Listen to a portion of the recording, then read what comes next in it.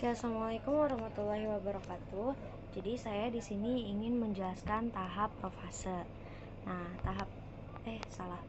Assalamualaikum warahmatullahi wabarakatuh. Jadi di sini saya akan menjelaskan tahap meiosis di metabolisme. Di pembelahan sel. Nah, meiosis itu adalah proses pembelahan sel di mana yang terjadi secara 2 kali dan dia menghasilkan 4 anakan. Nah, jadi di tahap profase meiosis pertama itu ada yang namanya leptoten, zigoten, pakiten, dan diploten dan diakinesis. Ada 5 tahapan pertama. Sebelum terjadinya tahap profase pertama itu terjadi yang namanya tahap interfase, yang dimana itu adalah waktu pengistirahatan sel untuk mempersiapkan energi sebelum melakukan pembelahan sel. Nah, di tahap profase pertama leptoten benang-benang spindel itu akan memadatkan diri membentuk kromosom. Lalu di tahap kedua zigoten, kromosom itu mulai berpasangan dengan homolog ya. Dan di tahap pakiten itu mereka penggandaan dari kromosom itu terjadi secara terus-menerus. Lalu di tahap diploten mereka terbentuk yang namanya kiasma. Lalu terakhir di diakinesis itu mereka terjadi yang namanya crossing over atau pindah silang yang berujung mereka akan membentuk kayak gini. Pokoknya kayak di warna biru itu ada pinknya, terus di warna pink itu ada birunya, kayak gitu. Nah, lalu kita lanjut ke metafase. Nah, di metafase pertama ini kromosom itu bergerak di bidang ekuator dan sentriol, mulai membentuk benang-benang spindel yang berikatan dengan sentromer kromosom. Lalu selanjutnya ada anafase pertama, kromosom homolog ini berpisah dan bergerak ke kutub yang berseberangan, dan setiap kutub sel ini memperoleh setengah jumlah kromosom sel induk.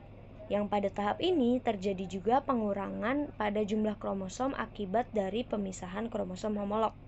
Lalu yang terakhir itu ada telofase pertama.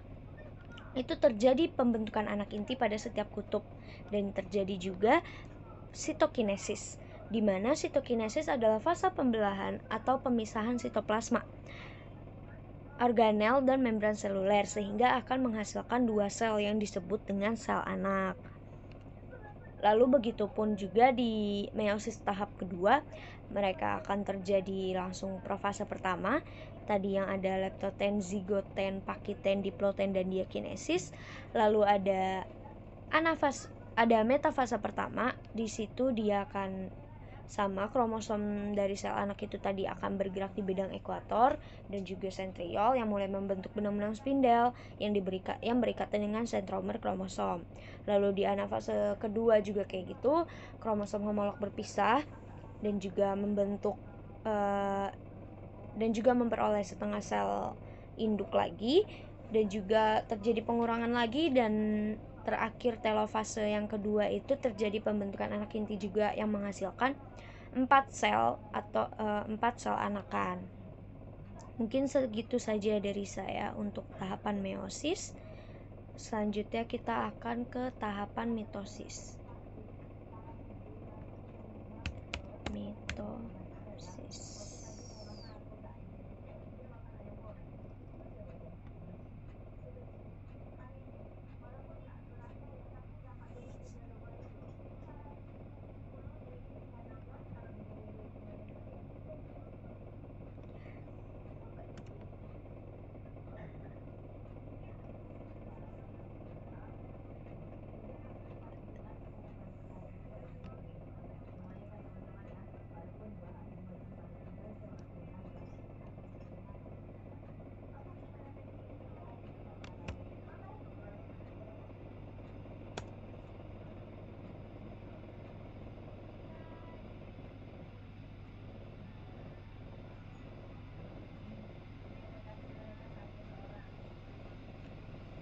Nah, di tahapan mitosis sama juga seperti tahapan meiosis, awal-awalnya dia akan terjadi interfase dulu.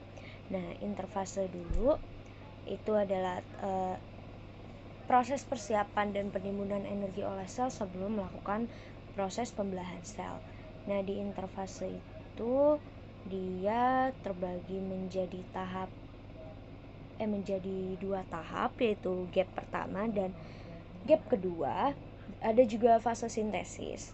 Nah, fase gap pertama itu disebut dengan fase pertumbuhan, dan fase sintesis itu replikasi atau duplikasi DNA, dan yang terakhir itu fase gap kedua, itu dimana peningkatan sintesis protein. Lanjut kita ke profase. Nah, di profase ini sentrosom itu mengalami replikasi berulang kali sehingga menghasilkan 2 sentrosom. Nah, kemudian setiap sentrosom itu akan bergerak ke kutub inti sel yang berlawanan. Nah, lalu tahap akhir dari profase ini, nukleus dan membran inti sel itu mulai menghilang. Lanjut kita ke metafase, dan di metafase ini nukleus dan membran inti kan sudah nggak terlihat.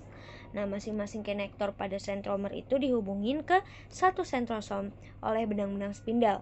Lalu pasangan kromatip dari mereka akan bergerak ke bagian tengah sel atau bidang ekuator dan membentuk klempeng metafase. Lalu selanjutnya ada di tahap anafase.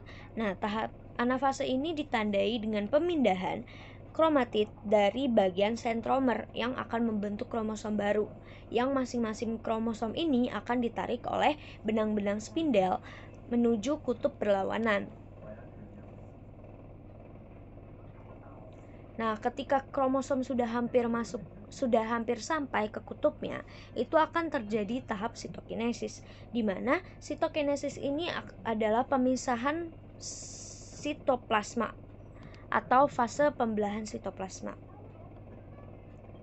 Dan yang terakhir itu sama seperti tadi, itu ada telofase. Kromosom sudah sampai di kutubnya masing-masing, juga benang-benang spindel mulai menghilang, dan membran inti sel kembali terbentuk dan akan merubah mereka ini menjadi menghasilkan 2 sel anakan dengan kromosom diploid 2N. Mungkin segitu saja dari saya tentang meiosis dan mitosis dalam pembelahan sel.